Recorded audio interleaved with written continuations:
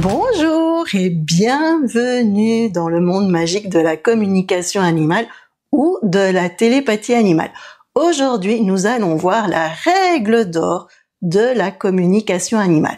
Mais avant tout, n'oubliez pas de cliquer sur le lien en description de la vidéo si vous voulez avoir un bonus, de cliquer sur le pouce et de vous abonner si vous voulez être tenu au courant de la sortie des prochaines vidéos. Voilà, ça c'est fait, on y va, rentrons dans le vif du sujet, la règle d'or en communication animale ou en télépathie animale.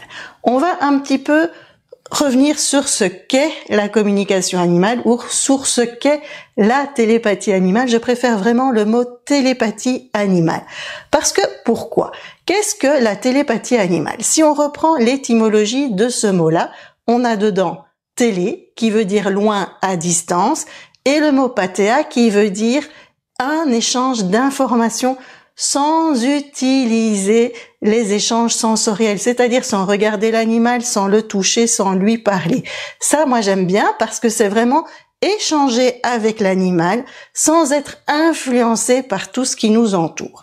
Et pourquoi est-ce que l'on fait de la télépathie animale ou de la communication animale? Eh bien, l'objectif, normalement, c'est d'aider les animaux, c'est de comprendre les animaux et de savoir ce qu'il se passe au plus profond d'eux-mêmes. Si je prends l'exemple de Poupousse. Poupousse, il fait pipi sur le canapé et c'est vraiment une horreur parce que vous voyez bien, vous, si vous avez un chat, vous devez le savoir, le pipi sur le canapé, au bout d'un moment donné, ça sent mauvais, ça abîme le canapé, donc c'est vraiment juste une horreur.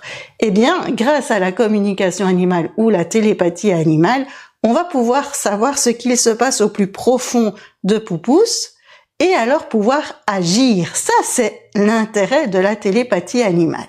Mais, il y a un mais.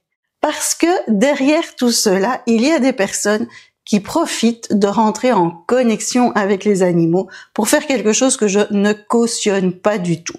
Si on prend le cas de Poupousse, il y a des personnes qui disent « Poupousse, maintenant je veux que tu arrêtes là, maintenant, de faire pipi sur le canapé ». On n'utilise pas alors, dans ce cas-là, la communication animale ou télépathie animale pour savoir ce qu'il se passe derrière. Non, on l'utilise pour donner un ordre. Mais c'est pas ça l'objectif, hein. L'objectif, c'est vraiment d'aider l'animal et d'aider le référent de l'animal. Donc, c'est l'humain de l'animal.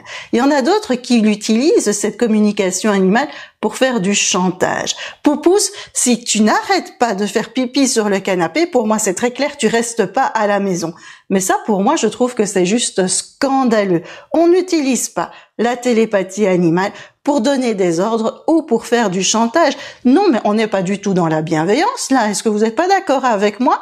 Non, non, non. Moi, ça, là, je commence à m'énerver. Non, cette communication animale ou cette télépathie animale, elle est là pour aider l'animal, pour comprendre l'animal, savoir ce qu'il se passe et alors mettre en place des choses. Maintenant, si Poupousse, il a des problèmes urinaires, si maintenant Poupousse est incontinent, comment est-ce qu'on fait alors? Eh bien, on trouve des solutions pour que la vie de Poupousse soit meilleure et pour qu'ainsi la vie de son humain soit bien beaucoup plus agréable aussi. C'est à ça que sert la télépathie animale. Donc, la règle d'or, les deux règles d'or, c'est pas donner d'ordre et pas faire du chantage. Et c'est donc, je dirais, la règle d'or, être dans la bienveillance et apporter un mieux-être à l'animal. Voilà pour cette vidéo, j'espère qu'elle vous a éclairé sur la règle d'or de la communication ou de la télépathie animale. En attendant de se retrouver dans une prochaine vidéo, prenez soin de vos animaux et moi je vous dis à bientôt.